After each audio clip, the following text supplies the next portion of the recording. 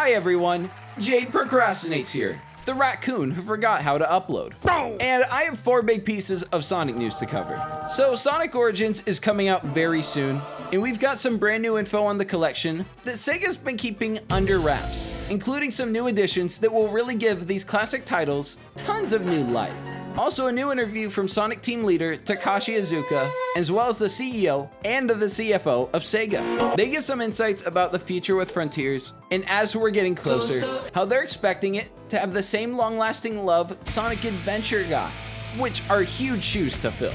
Also news about a full Sonic Prime trailer dropping one day after the Sonic Frontiers gameplay gets revealed.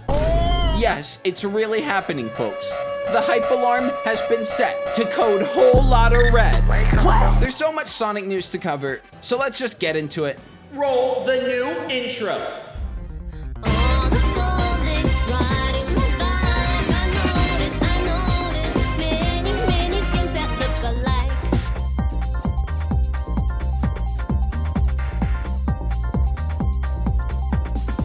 So let's start with Origins. It drops on me and Sonic's birthday, June 23rd, and the more stuff I keep seeing from this collection, the more I'm excited for it. This sounds like a way better value than Sonic Colors Ultimate, as there will be a lot of new content and goodies to unpack and keep me playing over and over again.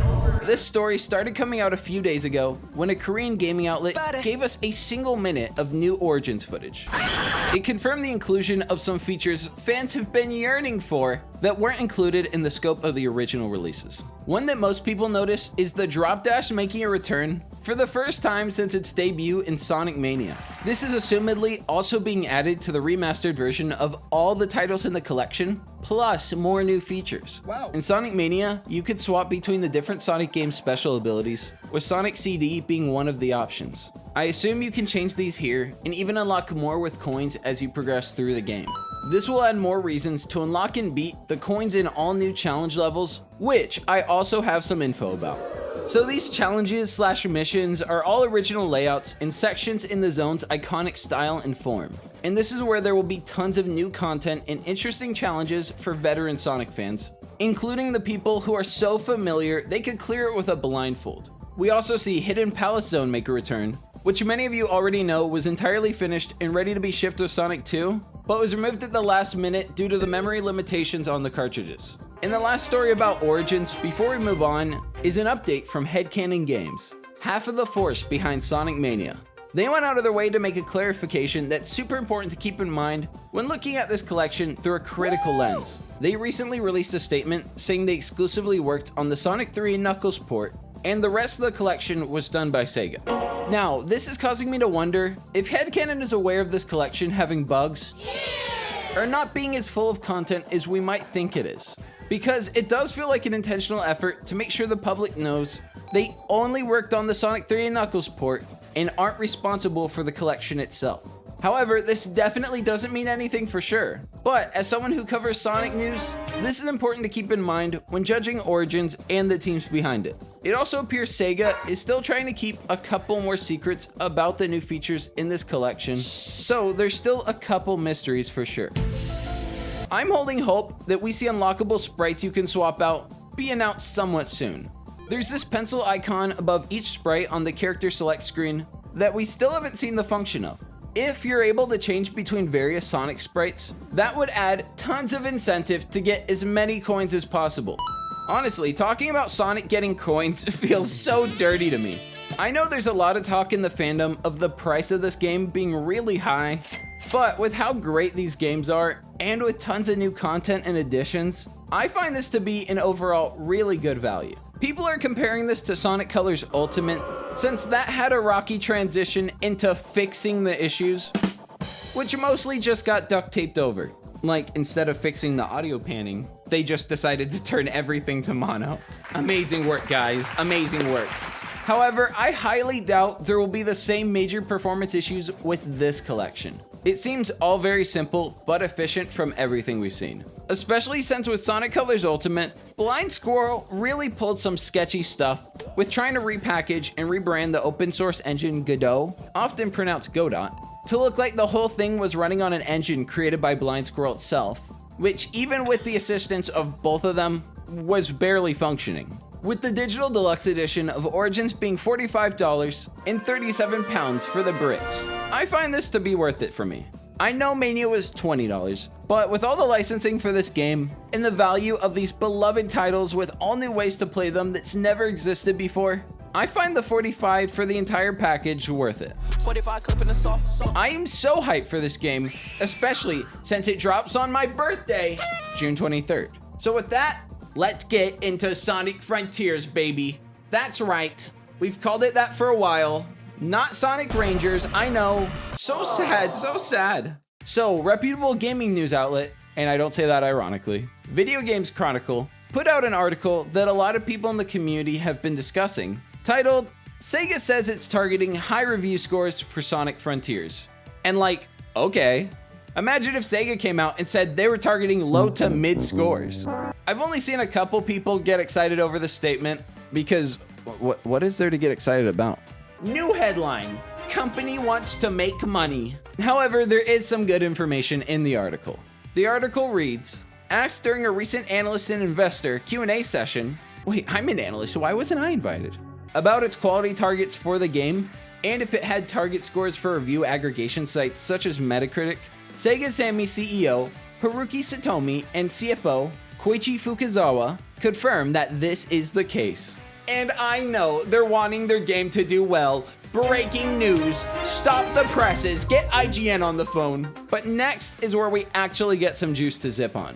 We have set internal targets as the correlation between the score of external evaluation organizations and sales is high in Europe and North America, they said. And what that basically means is reviews are a good indicator of how good the game is selling in North America and Europe. Which, I mean, yeah, that makes sense. If the game gets a high score, it can become a must-buy game and possibly generate synergy with sales. So we are currently working hard to improve the quality of the game towards its sales for the holiday season. Oh no, Sega, please don't rush it for the oh no, please. I'm praying. Please don't be an indicator that they are going to rush this for the holiday season. There's time and time again, Sega has rushed games to get them out for like Christmas, and it's never been good. It worked in the 90s and early 2000s, and it hasn't worked since. Stop! Like they're saying, high scores matter, so a good game that comes out in April is better than a bad game that comes out in November. However, this is where Takashi Iizuka starts to set expectations, and he's feeling confident. Will this be a major success for Sonic, or is this a Sean Murray No Man's Sky?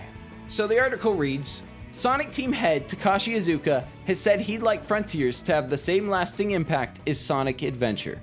In a Sonic Stadium interview published in June 2021, the franchise's creative officer said he hoped the upcoming game would provide the building block of future Sonic titles for many years to come. Sonic Adventure laid the foundation for 20 years of Sonic titles after its release. Wait, did it? Takashi, I don't know if you're aware of this, but you guys haven't been like continuing the adventure format. You guys just straight up abandoned that. You left it on the side of the road.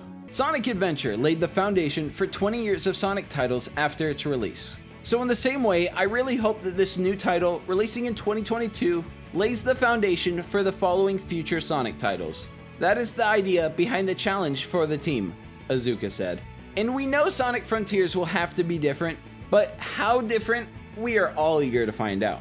I think it's really dumb to be negative about this, since we haven't seen anything yet. But at the same time, there's nothing to be excited over yet, as it could play terribly. We're still awaiting gameplay to even see what Frontiers looks like as a game, but fear not, as reportedly, Jeff Keighley will be showing a gameplay reveal at Summer Game Fest on June 9th. And I'm going to be streaming that. I'm so hyped. But what makes it more exciting is the following day is Netflix's Geeked Week Gaming. And this is where Netflix is going to make a bunch of, quote, shows and game announcements. And Sonic Prime, being one of the most anticipated ones, will surely be there. This is June 10th and will be a press event just like any other, and they will show an entire slate of new shows. As Sonic Prime is the most anticipated new video game show on Netflix, this will be the event for Sonic. Netflix's socials have been hinting at Prime being there, and there's literally no other place where they would show off video game shows, so I'm locking in my bets. I'm hyper confident we'll see gameplay on June 9th and Prime footage on June 10th. I was right about the Game Awards last time, so let's see if I'm right about Summer Game Fest. The casting for Prime has also been confirmed, but it hasn't been stated who's voicing who. We don't even know what characters are in the show outside of the concept art, and since that's just concept art, we have no clue how much made it into the actual show.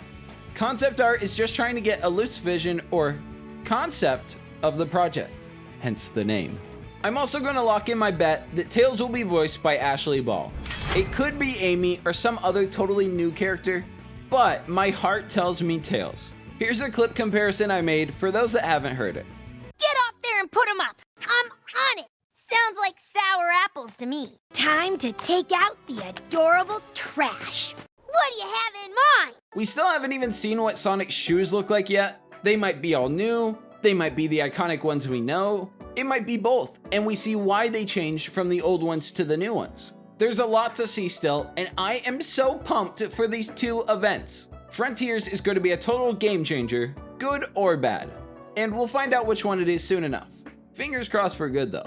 I'm going to be doing live coverage of the Summer Game Fest over on the Sonic Show, home of the world's 4th most beloved raccoon. Guys, make sure you sub with bell on. I literally don't upload enough, so I won't notify you that much. And when I do, it's gonna be fire Sonic news. A little birdie told me that if we hit 200,000 by the end of the year, I will escalate to the 3rd most beloved raccoon. I know, really making our way up in the world. If you ever think, wow, Jaden, you are so late to a story, you're right. I've been super busy IRL, and I'm gonna work on being better about that and posting more content. I think I've set up these really high editing standards for myself, and I want to keep them up, so I really have to focus on getting a small harem of editors, because I want to be fast on the news too. Thanks for the constant love and support, Raccoon Nation, and lots of love. Oh, and peace. Peace! Those brokers are gone! You knew it was me all along!